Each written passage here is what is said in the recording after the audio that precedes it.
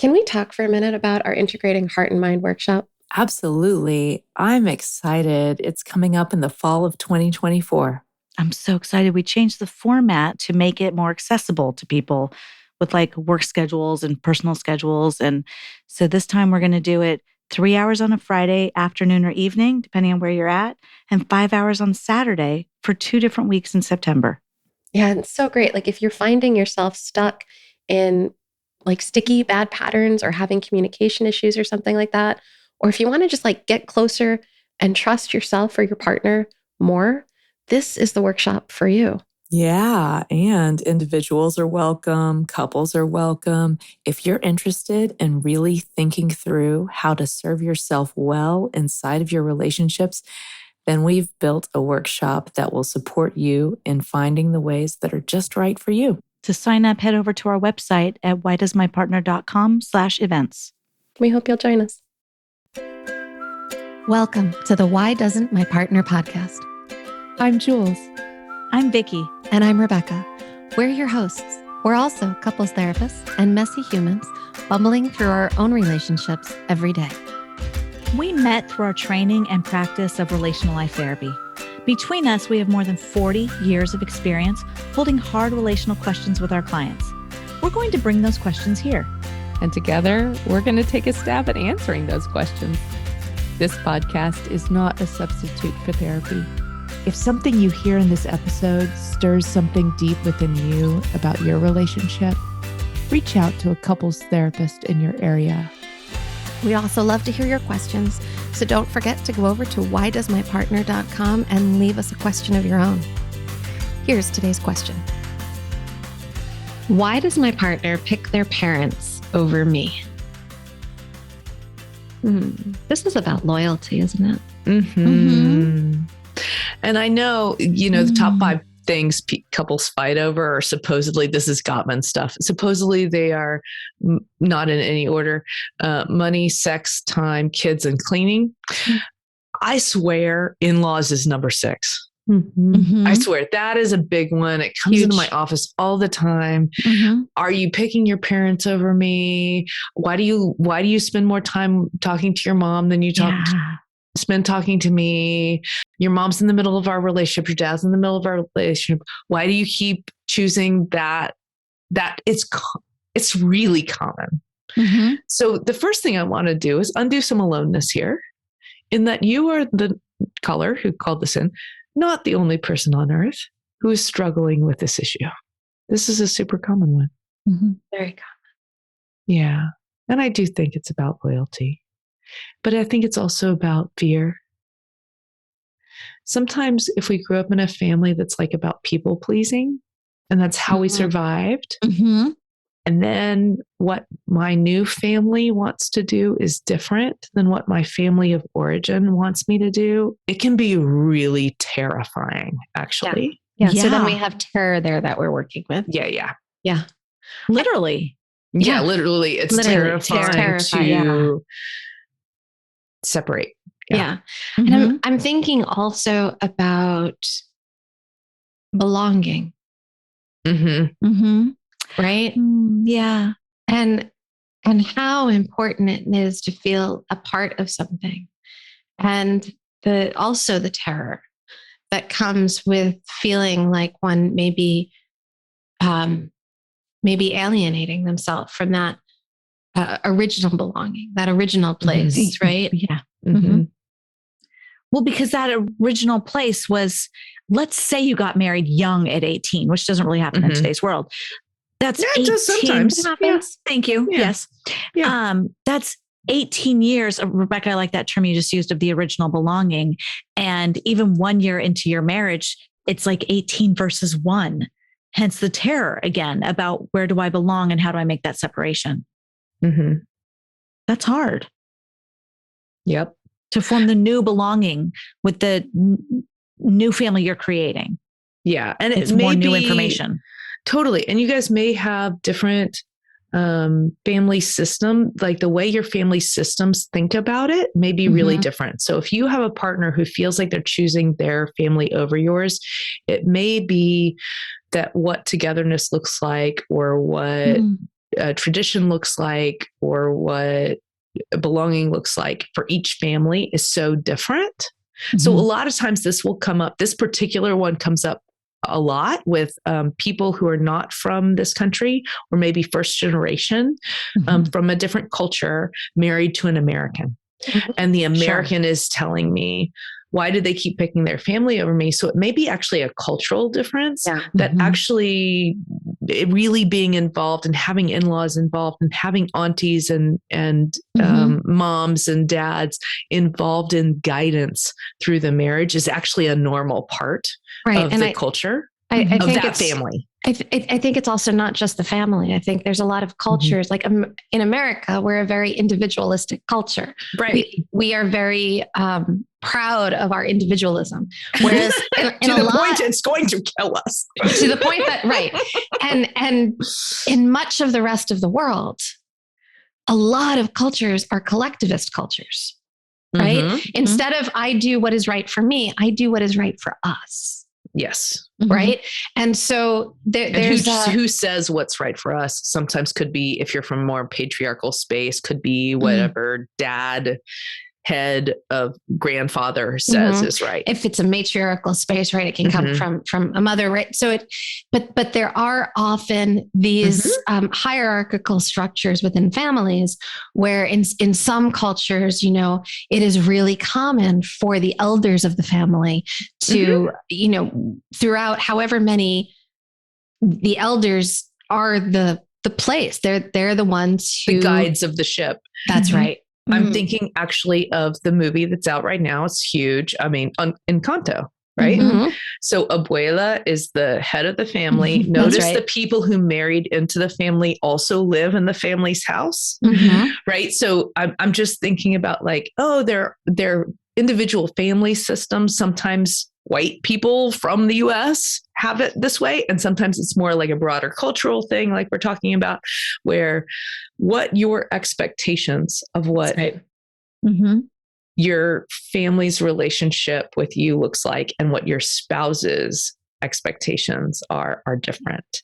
If you have never had that conversation about, no, really, can we just like put it out into a bowl between us? Right. Not saying who's right, who's wrong, just stick it on. You could write it down on little slips of paper and literally put it in a bowl. That's fine if that's the way you need to do it. But like, what are the expectations of how we relate with our family? Because it could be that the expectations are so different. You're interpreting choosing over, and that isn't actually the landscape your partner's working from. And here's another thought. You might have to deal with the person you're married to. And they may want a really different kind of separation than your abuela wants for you. And now you're going to have to negotiate that. And that's nobody's doing, but your choice. You have to deal with the partner you have, right? And that's grief. And it has grief in it. It does have grief in it. And it also has complex negotiation in it. And to expect one partner to totally lay down so you don't have to do that complex negotiation, I think is a little bit of a BS move. I think you both have to figure out how to do that complex negotiation. Which you can only do in a space of safety together. Yeah, safety and stress together. Yeah, both. Okay. Yeah. I meant safety in the like second consciousness part of your brain type. Yeah, you can only do it if you have your full integrated brain on board. Integrated is how I should have phrased it. Yes. Your connected brain. You can only do it from that brain state. Yes, correct. This is because it's so complex, I think, navigating, you know, there's this question, right? And some of us have to answer it because we are disconnected from our families of origin for some reason. Or some of us have parents who have passed on and we don't deal with that anymore, right? But for a lot of people, having a conversation about, well, what do we want our family's culture to be? What kind of connection do we want with our other families that we came from before this can be a really helpful conversation. Yes. Something else I'm thinking about here is that some come from really estranged families. Mm-hmm. Right. And so is it possible that we're bringing that estrangement with us and expecting that our partners are going to relate to their families the way that we relate to ours? Right. Could be. And so that is also an interesting piece here, right? Because that's part of the negotiation is also taking a good look at what am I expecting? Why am I expecting that? Where am I placing value? Why am I placing value there? Yeah, Right? I think we put the expectations on the table. I think we put the hopes on the table. I think we put, rather than thinking about it as strategies. So here's a strategy. I don't want you to talk to your mother more than twice a week. That's a strategy. Good way to get Hold in on, trouble. hold on. That's a great way to get in trouble. Please don't do that. Locking into a strategy is where most fights come from. No, drop down into the need. If your partner only contacted their mother twice a week, what changes for you? What gets met for you that isn't met right now?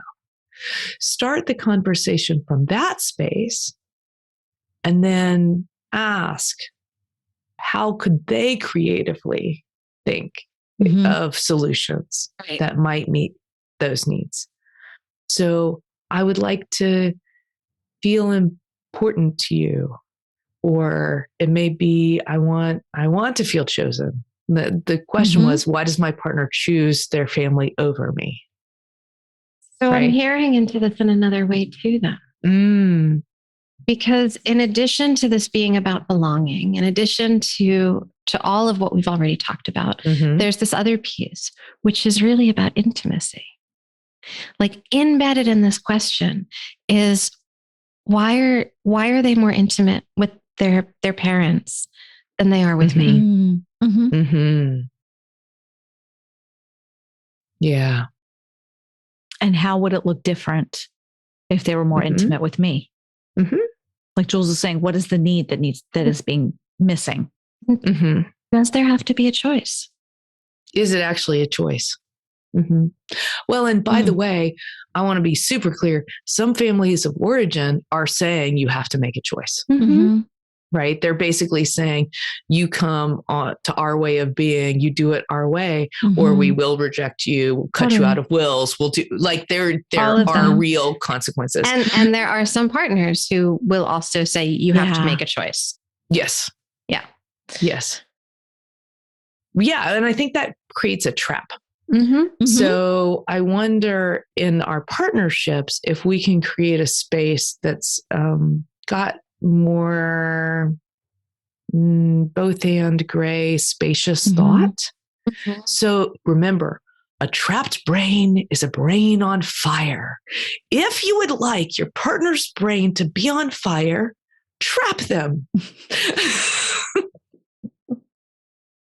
You sound like an educational video. Right? So the more space we can leave for it, that's why I think getting down to what need am I longing for?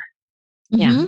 What feels unmet for me is a wider plane of possibility that leaves us less trapped rather than locking down onto, I need you to do X, Y, or Z, or else I know you won't choose me. Yeah. And when I think about that need, then when I'm thinking about what need is not being met, it could very well be, I don't feel supported by my partner. It could be, I want my partner to understand me and whether they agree with me or not, maybe go to bat for me. Right. So that I don't feel kind of bulldozed. And so, what would that look like? How could you share that information? If that's in case, if that's actually your need, how could you share that need with your partner so you and your partner can work through it together, and in the working through of it, gain deeper intimacy? Right? That's gold right there.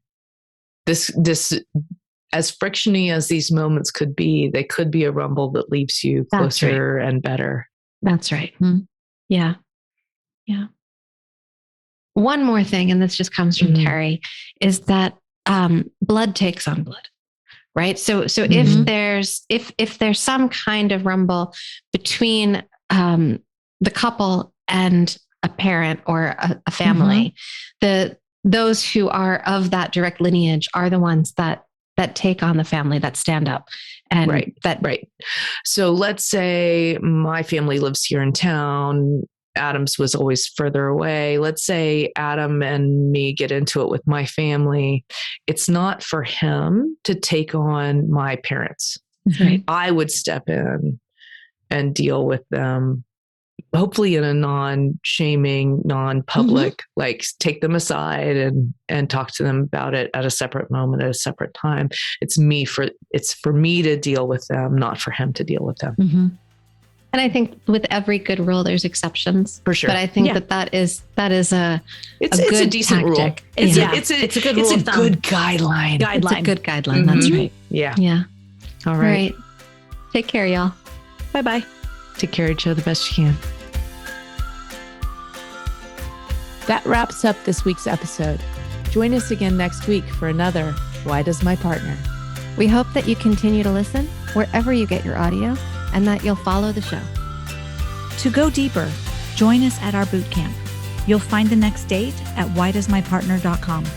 Did you know you could ask us your question? Your questions are relational gold. Go to whydoesmypartner.com to either write in or record your question for a future episode.